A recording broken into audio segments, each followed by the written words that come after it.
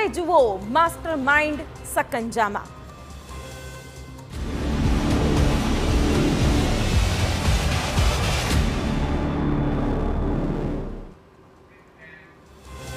ગુનેગાર ગમે તેટલો બચવાનો પ્રયત્ન કરે પરંતુ છેલ્લે તેણે તેના પાપની સજા મળે જ છે। ખ્યાતિ હોસ્પિટલના ડાયરેક્ટર સાથે પણ આવું જ બન્યું છે।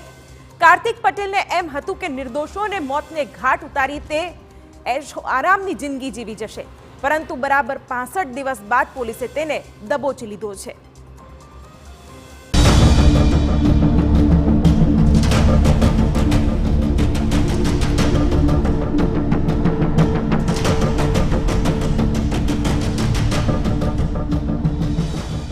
આ બે તસવીરોને ધ્યાનથી જુઓ, આમાં ઘણું બધું સમજવાનું છે।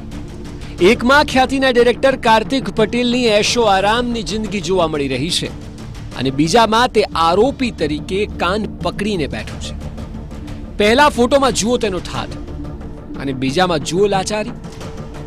પહેલામાં જુઓ મોંઘો દાઢ, સૂટ બૂટ ટાઈ અને બીજામાં જુઓ કરેલા કર્મોની સજા। આ વ્યક્તિને સ્વપ્ને ખ્યાલ હશે કે તેની આવી સ્થિતિ થશે।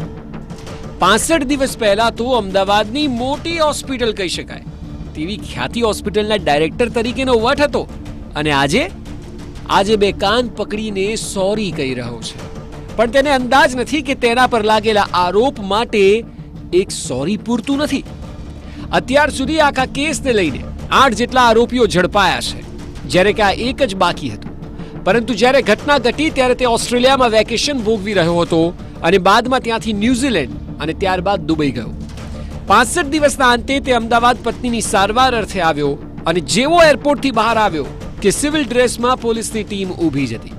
આવતાની સાથે તેને પહેલી જ સેકન્ડે ઝડપી લીધો અને કાયદેસરની કાર્યવાહી હાથ ધરી। ખ્યાતિ હોસ્પિટલના ચેરમેન છે અને એમના જ માર્ગદર્શન અને સૂચના મુજબ આ ખ્યાતિ હોસ્પિટલની તમામ કાર્યવાહી હાથ ધરવામાં આવતી હતી। કેટલાક મહત્વના પ્રશ્નો જે હતા એમને જે પૂછવામાં આવેલા હતા કે અત્યાર સુધીમાં જે પણ પ્રકારે પીએમજે યોજના અથવા તો ખ્યાતિ હોસ્પિટલ અને જે પણ ઇન્સ્યોરન્સ જે કંપની જે છે એ સાથેના જે વ્યવહારો થયેલા છે એ વ્યવહારોની ચકાસણી પણ હાથ ધરાઈ રહેલી છે। એમાં એમનો કેટલો રોલ છે એ વિશે તપાસ કરવામાં આવી રહેલી છે। જે પણ અગાઉના આરોપીઓ દ્વારા જે તપાસના લગતી માહિતી જે આપવામાં આવેલી છે એ માહિતી પણ કાર્તિક પટેલની પૂછપરછ દરમિયાન એની ખરાઈ કરવામાં આવનાર છે અને એ વિશે જે પણ પુરાવો છે એકત્રિત કરવામાં આવનાર છે। આ વ્યક્તિએ પોલીસ પકડથી ભાગવાના અત્યાર સુધી અનેક પ્રયાસ કર્યા છે। કાર્તિક પટેલને ધરપકડથી બચવા અનેક પ્રયત્નો કર્યા। પોલીસે તેને વોન્ટેડ જાહેર કર્યો હતો, તેની સામે તો લુકઆઉટ નોટિસ પણ અપાઈ હતી।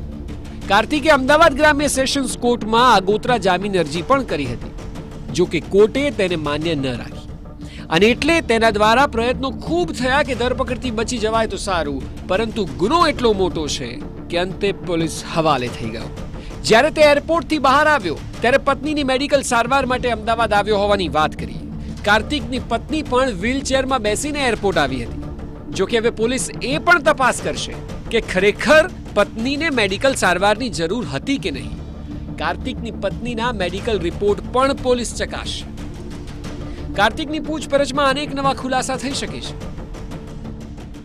3 નવેમ્બર 2024ના રોજ અહીંયાથી ઓસ્ટ્રેલિયા ગયેલા એમની પત્ની સાથે અને ત્યારબાદ ત્યાંથી એ લોકો જે ફરવા ગયેલો માણસ જે રીતે ફરે એ રીતે ત્યાં રોકાયેલા હતા અને ત્યાંથી 11 નવેમ્બરે જે દિવસે બનાવ બન્યો છે એ દિવસે ન્યૂઝીલેન્ડ ગયા છે અને ન્યૂઝીલેન્ડથી પછી એ દુબઈ ગયા હતા। દુબઈએ પોતાના મતલબ હોટલમાં પેમેન્ટથી જ રોકાયેલા હતા। દુબઈમાં તે ક્યાં રોકાયો હતો? તેનો જૂનો મોબાઈલ ક્યાં છે? જૂના મોબાઈલમાં કયા રહસ્યો છે? નવો ફોન ક્યારે લીધો અને કોને અપાવ્યો? કારણ કે કાર્તિક આટલા સમયથી ધરપકડથી બચી રહ્યો હતો અને તેવામાં તેનું ભારત આવવું નવા ફોન સાથે અનેક સવાલો ઊભા કરે છે। એ સિવાય પણ આખા કેસને લઈને અત્યાર સુધી જે લોકોની ધરપકડ થઈ છે તેમની વાત કરીએ તો સૌથી પહેલા ડોક્ટર પ્રશાંત વજીરાણી, બાદમાં ચિરાગ હીરાસિંહ બગીસિંહ રાજપૂત, બાદમાં મિલિંદ કનુભાઈ અમૃતલાલ પટેલ, ત્યારબાદ રાહુલ રાજેન્દ્ર કુમાર શાંતિલાલ જૈન, ત્યારબાદ પ્રતીક યોગેશભાઈ હીરાલાલ ભટ્ટ, ત્યારબાદ પંકિલ હસમુખભાઈ મોહનભાઈ પટેલ, ત્યારબાદ ડોક્ટર સંજય પટોડિયા, રાજશ્રી કોઠારી અને હવે કાર્તિક પટેલની ધરપકડ થઈ છે. ત્યારે કાર્તિકની પૂછપરછમાં નવા ખુલાસાઓ શક્ય છે. સવાલ એ છે કે આ કૌભાંડ કેટલા સમયથી ચાલતું હતું, અન્ય કોણ કોણ સામેલ છે, શું કોઈ મોટી માછલીની રહેમ નજર હતી, કઈ રીતે કૌભાંડને ઓપરેટ કરાતું. હવે જ્યારે મુખ્ય આરોપી ઝડપાયો છે એટલે એક વાત ચોક્કસ છે કે આ વ્યક્તિ પાસેથી કાંડને લઈને એવા ખુલાસાઓ થઈ શકે છે કે જે અત્યાર સુધી થયા જ ન હોય. જો રહ્યું કે પોલીસની તપાસમાં કયા નવા ખુલાસાઓ થાય છે. હરીન માત્રાવાડિયા, TV9 અમદાવાદ. કાર્તિક પટેલની ધરપકડ બાદ કોંગ્રેસ આક્રમક જોવા મળી રહી છે. આખાય મામલે કોંગ્રેસ નેતા અમિત ચાવડાએ રાજ્ય સરકાર સામે સવાલો ઊભા કર્યા છે.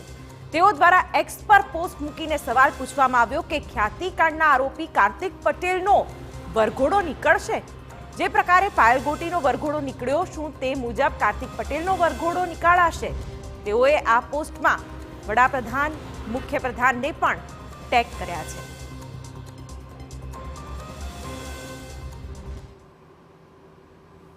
અમરેલીમાં દીકરી પાયલનો બજાર વચ્ચે વરઘોડો કાઢવાની હિંમત સરકાર પાસે છે, પણ આ કાર્તિક પટેલનો વરઘોડો હવે નહીં કાઢે.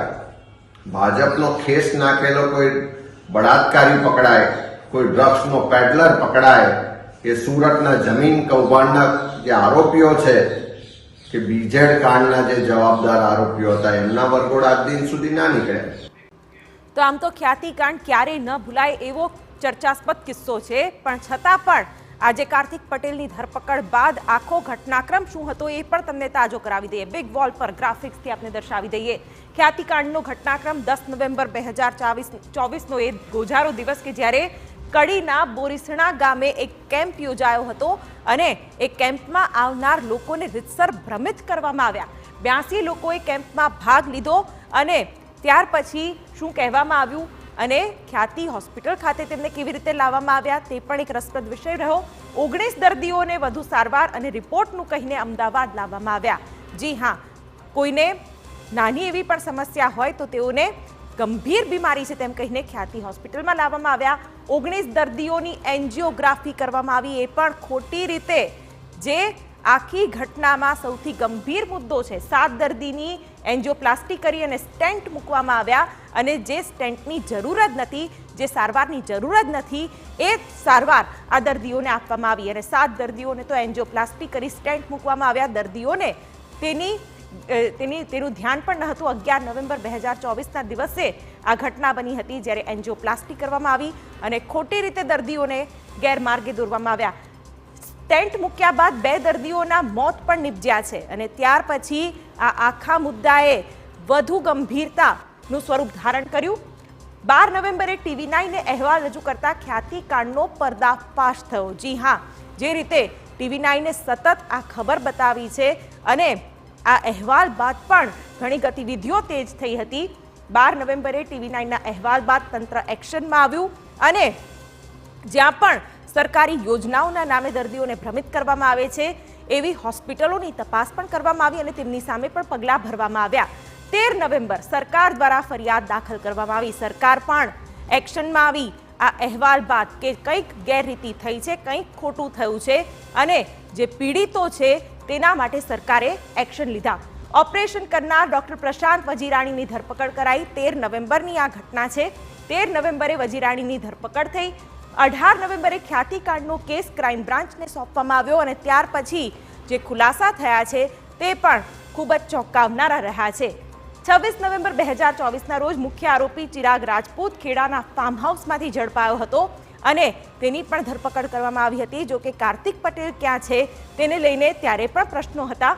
26 નવેમ્બરે ચિરાગ રાજપૂત સહિત હોસ્પિટલના 5 સંચાલકોની પણ ધરપકડ કરવામાં આવી હતી. તેમની પૂછપરછમાં પણ મોટા ખુલાસા થયા હતા.